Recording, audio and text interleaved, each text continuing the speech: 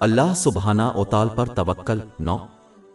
حضور نبی اکرم صلی اللہ علیہ وآلہ وسلم نے جامع ترمذی نمبر 2516 میں موجود حدیث میں اللہ تعالیٰ کی لامحدود اور مطلق قدرت و اختیار کی طرف اشارہ فرمایا۔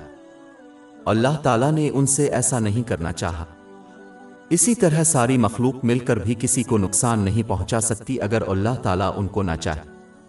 اس کا مطلب صرف وہی ہے جو اللہ تعالیٰ کائنات میں ہوتا ہے۔ یہ نوٹ کرنا ضروری ہے کہ یہ نصیحت اس بات کی طرف اشارہ نہیں کرتی ہے کہ کسی کو دوائی جیسے اسباب کا استعمال ترک کر دینا چاہیے، بلکہ اس کا مطلب یہ ہے کہ کوئی بھی اسباب کو استعمال کر سکتا ہے جیسا کہ اللہ تعالیٰ کے علاوہ کسی اور نے پیدا کیا ہے، لیکن اسے سمجھنا چاہیے اللہ تعالیٰ ہی ہر چیز کے نتائج کا فیصلہ کرنے والا ہے۔ مثال کے طور پر وہ بہت سے بیمار لوگ ہیں جو دوائی لیتے ہیں اور اپنی بیماری سے شفا پاتے ہیں، لیکن وہ دوسرے ہیں جو دوائی لیتے ہیں اور ٹھیک نہیں ہوتے۔ اس سے ظاہر ہوتا ہے کہ ایک اور عنصر حتمی نتیجہ کا فیصلہ کرتا ہے، یعنی اللہ تعالیٰ کی مرضی۔ باب 9 توبہ آیت 51۔ کہہ دو کہ ہم پر ہرگز نہیں مارا جائے گا مگر وہی جو اللہ نے ہمارے لیے لکھ دیا ہے۔ جو اس بات کو سمجھتا ہے وہ جانتا ہے کہ ان پر اثر انداز ہونے والی ہر چیز سے بچا نہیں جا سکتا تھا، اور وہ چیزیں جو ان سے چھوٹ گئیں وہ کبھی حاصل نہیں ہو سکتی تھیں۔ یہ جاننا ضروری ہے کہ نتیجہ جو بھی نکلے خواہ وہ کسی شخص کی خواہش کے خلاف کیوں نہ ہو، انہیں صبر کرنا چاہیے اور یقین رکھنا چاہیے کہ اللہ تعالیٰ نے ان کے لیے بہترین انتخاب کیا ہے، خواہ وہ نتائج کے پیچھے حکمت کو نہ بھی دیکھے۔ باب 2 البقرہ آیت 216۔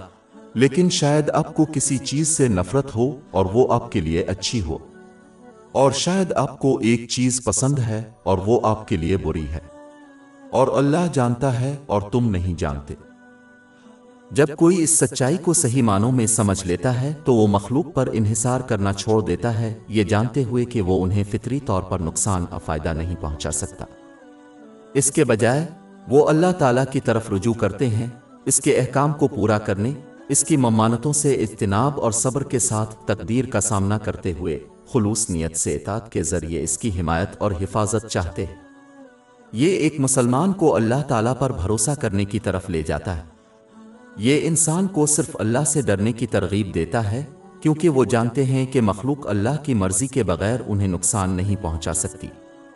اس بات کو تسلیم کرنا کہ انسان کی زندگی اور کائنات کے اندر موجود تمام چیزیں اللہ تعالیٰ کی طرف سے پیدا ہوتی ہیں، اللہ تعالیٰ کی وحدانیت کو سمجھنے کا ایک حصہ۔ یہ ایک ایسا موضوع ہے جس کی کوئی انتہا نہیں ہے، اور یہ صرف اس سطحی یقین سے آگے ہے کہ اللہ تعالیٰ کے سوا کوئی عبادت کے لائق نہیں۔ جب یہ بات کسی کے دل میں ٹھہر جاتی ہے تو وہ صرف اللہ سے امید رکھتے ہیں، یہ جانتے ہوئے کہ وہی ان کی مدد کرنے والا ہے۔ وہ اپنی زندگی کے تمام پہلوؤں میں صرف اللہ تعالیٰ کی اطاعت اور فرمانبرداری کریں گے۔ حقیقت میں ایک شخص صرف نقصان سے تحفظ یا کچھ فائدہ حاصل کرنے کے لیے دوسرے کی اطاعت کرتا ہے۔ صرف اللہ تعالیٰ ہی یہ عطا کر سکتا ہے، اس لیے صرف وہی اس کی اطاعت اور عبادت کا مستحق ہے۔ اگر کوئی اللہ سبحانہ و تعالی کی اطاعت پر کسی دوسرے کی اطاعت کو پسند کرتا ہے تو اس سے ظاہر ہوتا ہے کہ وہ اس بات پر یقین رکھتے ہیں کہ یہ دوسرا انہیں کسی قسم کا فائدہ نقصان سے بچا سکتا ہے۔ یہ ان کے ایمان کی کمزوری کی علامت ہے۔ تمام چیزوں کا سرچشمہ اللہ تعالیٰ ہے، لہذا مسلمانوں کو صرف اسی کی اطاعت کرنی چاہیے۔ باب 35 فاطر آیت 2۔ اللہ تعالیٰ لوگوں کو جو کچھ بھی رحمت عطا فرمائے اسے کوئی نہیں روک سکتا، اور جس چیز کو وہ روکے اس کے بعد اسے کوئی نہیں چھوڑ سکتا۔ یہ جاننا ضروری ہے کہ کسی ایسے شخص کی اطاعت کرنا جو اللہ تعالیٰ کی اطاعت کی ترغیب دیتا ہے، در حقیقت اللہ تعالیٰ کی اطاعت ہے۔ مثلاً حضور نبی اکرم صلی اللہ علیہ وآلہ وسلم کی اطاعت۔